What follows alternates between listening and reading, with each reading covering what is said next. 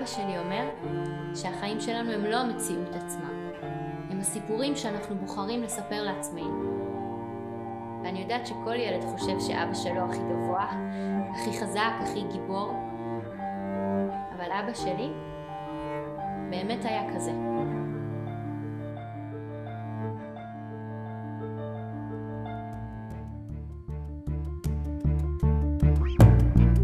השמועה עשתה לה כנפיים.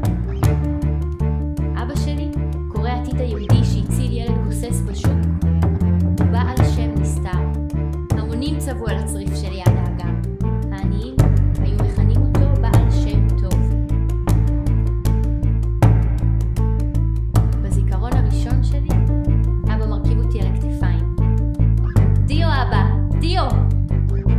פתאום הוא עוצר. בת שלי, אין לי כוחות. לא נכון, אבא. הכוחות שלך אף פעם לא נגמרים. הכוחות שלי נועדו לרפא חולים, להציל יולדות, להציל דימוקים. אין בין זה לבין להיות המשיח